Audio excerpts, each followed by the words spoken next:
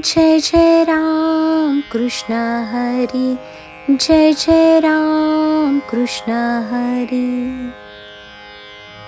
हरिपाठाचे अभंग लोकांना अतिशय सोपे वाटतात, पण जेव्हा त्या हरिपाठाचा आपण विचार करतो तेव्हा असे वाटते की हरिपाठ आणि चांगदेव पासष्टी यांच्यामध्ये काहीच फरक नाही. ज्ञानेश्वरीमध्ये जे ज्ञानोबांनी सांगितले तेच हरिपाठामध्ये सांगितले आहे.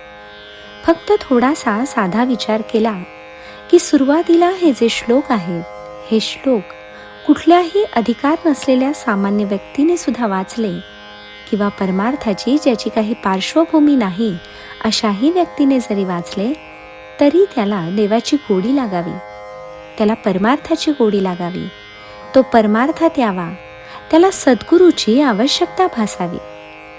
हरिपाठामध्ये ज्ञानोबांचा हाच उद्देश आहे. म्हणून हे हरिपाठ सर्वसामान्य माणसांनी जरी वाचले तरी त्यांना लाभ होतो. यानंतर आपण हरिपाठातला हा 5वा अभंग पाहत आहोत आणि हा अभंग अतिशय महत्त्वाचा आहे.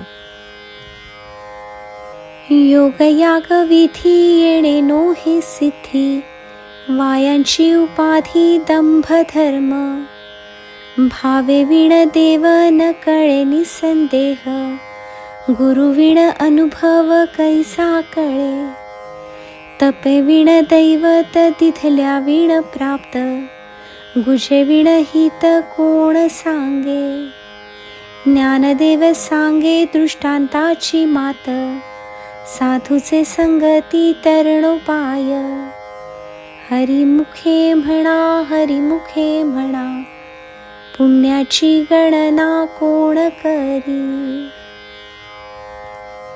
असा हा 4 ओवींचा अभंग आहे.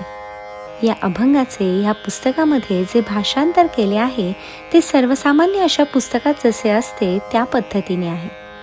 ते म्हणतात, अष्टांगविधी यज्ञविधी करणे यांनी हरीची प्राप्ती होणार नाही, कारण ही हरिप्राप्तीविषयीची दुसरी साधने आहेत. अनुष्ठान करणाऱ्याला मी मोठा योगी याज्ञी, माझी सर्वत्र ख्याती व्हावी अशी इच्छा उत्पन्न होते. पुन्हा तो शिवयज्ञ करतो, पण तो खरा धर्म न होऊन पीडा करणारा व्यर्थ दांभिक धर्म होतो. देव वचनांवर म्हणजे गुरुवचनांवर दृढ विश्वास बसल्या वाचून देवाचे ज्ञान होणार नाही, कारण देव स्वरूपाचा अनुभव गुरुवाक्याने होत असतो. तपा वाचून दैवत प्रसन्न होत नाही, बळ दिल्या वाचून काहीच मिळणार नाही, अर्थात कर्म करावे तसे फळ मिळणार.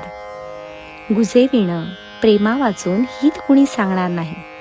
म्हणून ज्ञानदेव म्हणतात, अरे जीवा, संसारातून तरण्याचा उपाय साधूंची संगत करणे हा असून तो माझ्या अनुभवास आला आहे, असे याचे म्हणणे आहे. आता आपण याचा अर्थ पाहू.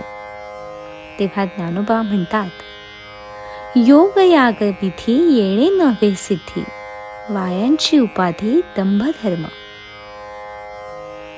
जय जय राम कृष्ण हरी, जय जय राम कृष्ण हरी.